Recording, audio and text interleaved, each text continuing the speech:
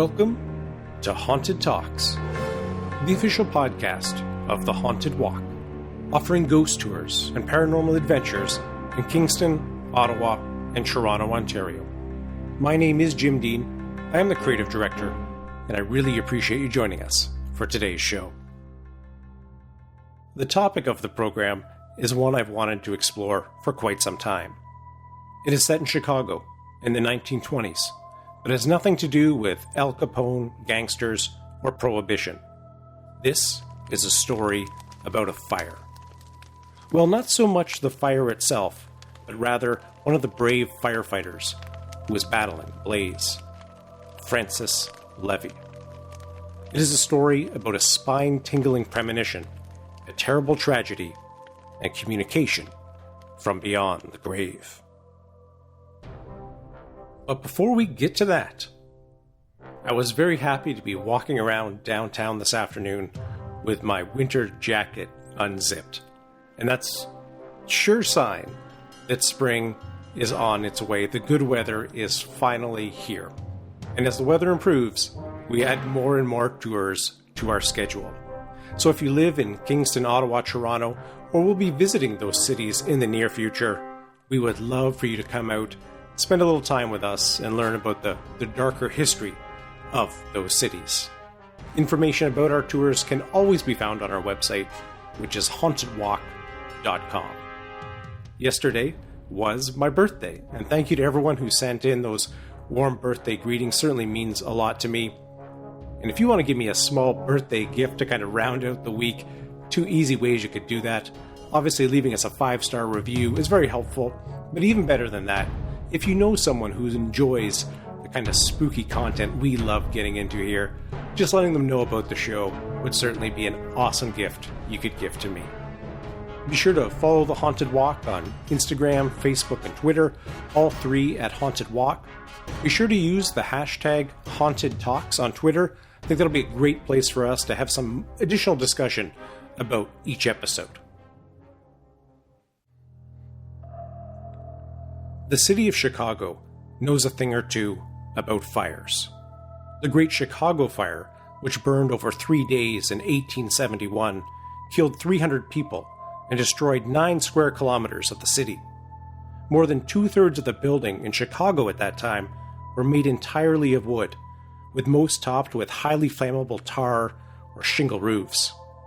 The fire roared so vigorously that it leapt the Chicago River twice, destroying more than 100 kilometers of roads, 200 kilometers of sidewalk, 2,000 lampposts, 17,000 buildings, and $200 million in property damage. The tragedy left 1 in 3 residents of Chicago homeless, and there are only a handful of buildings still standing today that were inside that fire zone. In 1903, Chicago's Iroquois Theater had only been open about a month when a devastating fire hit during a sold-out afternoon matinee. Many of the 2,000 theatergoers in attendance were children. An arc light caused the ignition of a piece of canvas used on one of the props. The fire quickly spread upwards, setting the highly flammable backdrops hanging above the stage ablaze.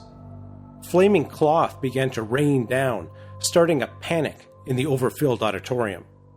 Many of the exit doors were difficult to find, locked to prevent gate crashers from coming in, or simply non-existent. Some theatergoers leapt from windows and unfinished fire escapes, trying to get away from the blaze with limited success. More easily found were the large doors backstage that were used to bring in scenery. When these large doors were opened, allowing cold air to rush in, it created a fireball that traveled through the stage, right up into the balconies, with devastating effects. When the firemen made it into the theater, it was a grisly scene, with bodies piled deep around the locked exits and windows. Over 600 people lost their lives during that fire. In 1910, a blaze in the Chicago Union stockyards took the life of 22 firefighters, including the fire chief, when the building collapsed around them. Until the events of September 11, 2001, it was the deadliest building collapse for firefighters in U.S. history. Almost 15 years later, on Good Friday in April of 1924, disaster struck once more, leaving the fire department grieving the loss of 10 firemen. But our story really begins in the hours before the fire started. Francis Leavy, or Frank, as he was more commonly known, spent his entire life serving and protecting his fellow citizens. As a 14-year-old, he had joined the Navy, where he served for 8 years before joining the Chicago Fire Department on November 1st, 1911. He was a career fireman and spent the next 13 years fighting fires and saving lives. It was not a good-paying job, as the firefighters only made around $2,500 a year, and many took on second jobs to help pay the bills and raise their families. Frank would often drive a taxi on his days off. On this fateful Good Friday, Frank had drew window cleaning duty at the firehouse, unaware of the strange and tragic events that were about to unfold.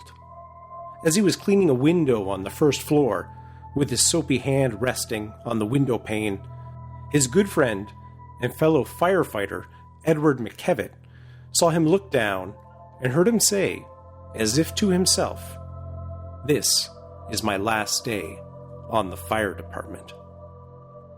No sooner had the words left his mouth than alarm bells began to ring. There was a fire at Curran Hall. During its heyday, the 4-story dance hall had been a popular party spot, but thanks to time and prohibition, instead of dancing and fun, the hall was now home to several small businesses, including a leather goods store on the second floor. By the time Frank Leavy arrived at the scene, the building was already engulfed with flames. They scrambled up ladders and fire escapes with hoses through the second-story windows, trying to contain the fire in the building. For 30 minutes, they waged a life-and-death battle. The smoke was so thick, they took turns following the hose lines back to the windows to grab a quick breath of fresh air.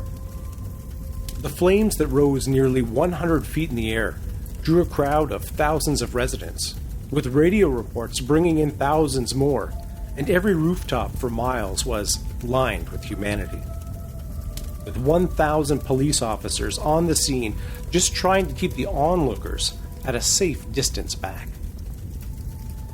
Suddenly, from the street below, the intense cry of, "Get out! Get out!" cut through the chaos. The walls of the building had begun to buckle, and with an intense crash, as the Chicago Tribune described it, the roof and upper floors crashed through to the basement, carrying the tortured load, living freight. Shrieks of agony pierced the gale-like roar of flames, and earth-shaking crash of falling brick, concrete, steel, and timber. Scenes of great heroism followed. Policemen and firemen, undaunted by the leaping flames and falling debris, rushed into the roaring furnace. Most of those on the injured list were dragged from the ruins and owe their lives to the prompt and courageous work of the rescuers. The building collapsed with such force that a police officer saw a fireman stationed across the street from Curran Hall get blown through a plate glass window.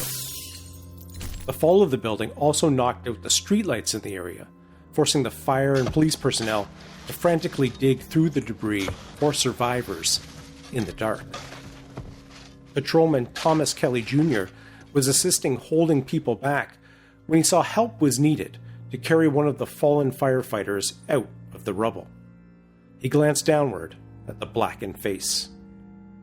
It was that of his father, Thomas Kelly. In total, the remains of 8 firefighters were pulled from the rubble. A 9th would pass, a day later from the injuries, and if the heartbreak was not cruel enough, a 10th firefighter died of a heart attack while acting as a pallbearer at one of the funerals that followed just a few days later. Among the dead was found the body of Frank Leavy, firefighter, husband, and father of 2. Fire Marshal Edward Buckley said, "The loss of property either to the owners of the building or the fire department, is as nothing compared with the loss of those men who walked unhesitatingly into the face of death.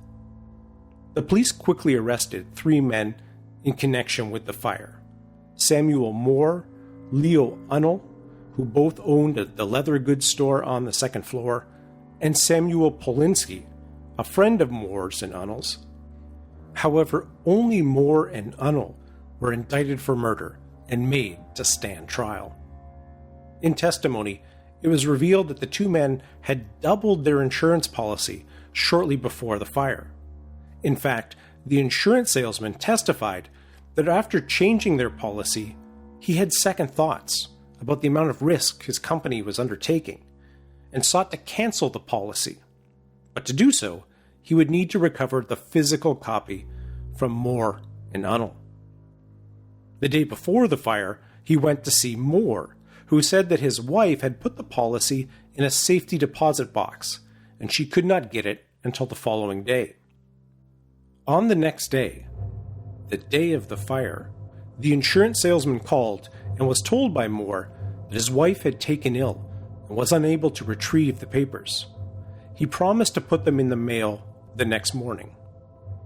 Moore later admitted misleading the salesman, but only so that their friend Polinsky could examine the papers before returning them to the insurance company, which is very coincidental. Furthermore, a leather goods manufacturer testified that about 10 weeks before the fire, Moore and Unnell attempted to secure a loan from him for $5,000 to save their company from ruin, having only $2,500 in assets and $20,000 in liabilities. As the city coroner put it, there is clear motive. If there was practically no stock on hand and the machinery and merchandise had only been worth $2,500 at the most, why the heavy insurance? Many eyewitnesses to the fire made similar statements that seemed to suggest arson. The fire appeared to the firefighters to burn in an unnatural circular pattern, and multiple witnesses saw fires burning in different places in the building. One of the chiefs saw the fire come down the front stairs instead of rising up, which he noted was typical of an oil fire. And perhaps most decisively, in the rubble was found wood alcohol inside of a charred metal tin. Given the unusual way the fire spread, that the insurance was to be cancelled that very day, and the loss of life that occurred, you'd think this would be a slam-dunk case for prosecutors. However, they made a critical mistake. Instead of charging Moore and Unnell with the lesser but easier to prove charge of manslaughter, the indictment for murder carried a much higher bar of proof.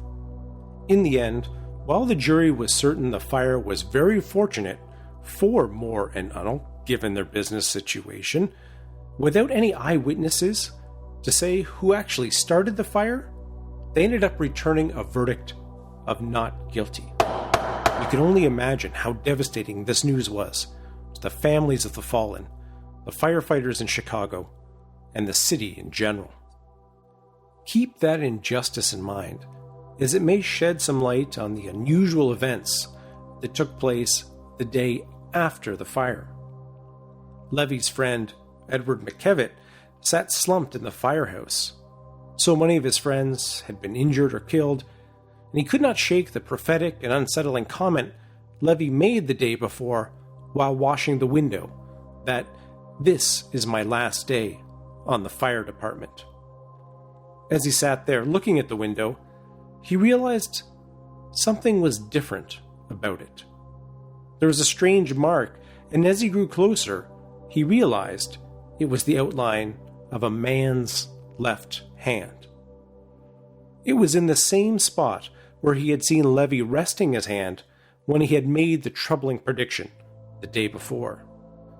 Uneasy about what he was seeing, he grabbed the sponge from the bucket that Leavy had been using to clean the window and started scrubbing. It seemed like the harder he scrubbed, the handprint only became more visible. Several of the other firefighters tried as well, without success. One of them got the very reasonable idea that perhaps the print was on the outside of the window. But scrubbing from the outside proved just as futile. They tried stronger and stronger soap, and even a razor blade, but nothing seemed to remove the handprint. Rumors of this began to spread, and soon other firefighters and curious citizens began to arrive to take a look at the ghostly handprint. An expert from the Pittsburgh Plate Glass Company was even called in, who used high-powered chemical cleaning agents, but the handprint remained. A city official even came out to the firehouse with a copy of Leavy's personal file, which had a copy of his thumbprint. As he compared it to the one on the window, it did seem to match. And there, the handprint remained for 20 years. Veteran firemen would often share the story with new recruits as a kind of initiation into the fraternity, and newspaper reporters would occasionally drop by to retell the story.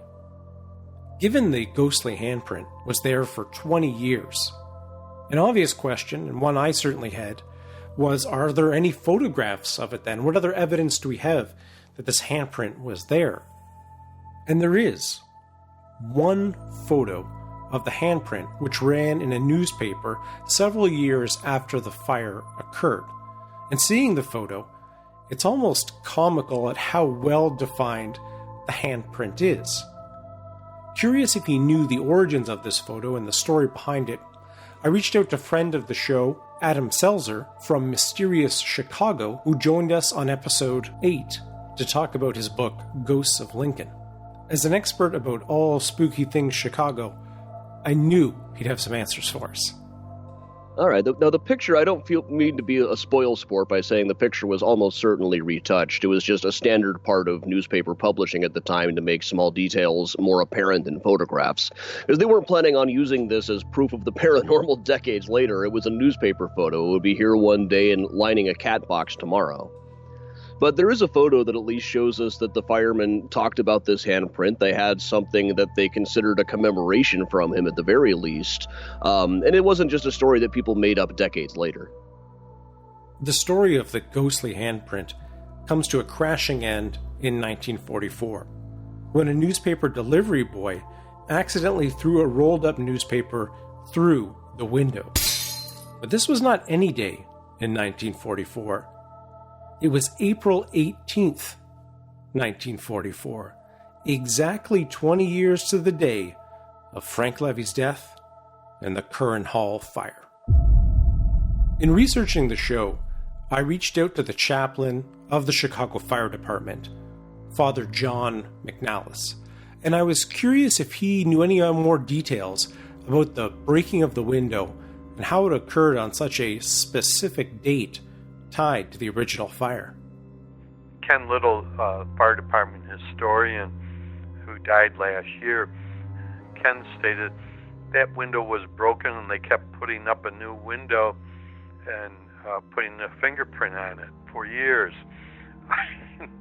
Because, and his view was that finally they decided to break it for sure, so they put in a paperboy, broke the window, and they never replaced it. So that's one of the stories. As far as Ken was saying that, that window was broken after that, and they kept the story going, and then finally they decided to end the story. So the window was broken, and they just didn't replace it. So that ended it having the window with his fingerprint on it. It's amazing how it's part of folklore, but I would guess that 95% of the firefighters in Chicago now wouldn't even know what you're talking about. I'm not really sure what makes the better story here. The fact there was a ghostly handprint on a window for 20 years until it was accidentally broken on the day of the fire, or that firemen, over those 20 years, when the window would break, would replace the mark themselves, as if to carry on the tradition. Was it a defect in the glass, Some kind of mark that only could be seen from a certain angle? Or was it like an optical illusion, where once someone identified it to you as a handprint, it became very difficult to see anything else? Could it be the result of the power of suggestion? Or could it be something much more supernatural? It all just seems so coincidental. There is nothing to suggest this mark on the window was seen before the day of the fire. Could it be an impression from Frank Leavy from beyond the grave? Or could it possibly be connected to the fact that the men most likely responsible, the arsonists, were Moore and Unnell? That they got away scot-free for the damage they caused and the death of 10 firefighters? Was it a reminder of the injustice that occurred? I don't know, but it certainly makes for a good story. A very special thank you to Father McNalis for helping me research the topic, and to Adam Selzer from Mysterious Chicago Tours. His website is mysteriouschicago.com, and if you're in that city, I'd highly recommend you check out some of the amazing tours he has going on. As always, thank you to Michelle Dennis, our outstanding audio editor, and to Kevin MacLeod at Incompetech.com for the additional music. Be sure to follow us on Facebook, Instagram, and Twitter, all three at Haunted Walk, and be sure to use that Haunted Talks hashtag if you have some thoughts about this episode, the ghostly handprint, do you believe this story, or if you have any other ideas for show topics, or just want to chat. Haunted Talks is a great hashtag to use, so we can chat about it there with everyone. Information about our tours, as well as our blog posts, can be found on our website, which is hauntedwalk.com. And if you live in or are going to be visiting Kingston, Ottawa, or Toronto, we want to see you out on tour. Until we meet again, sweet dreams.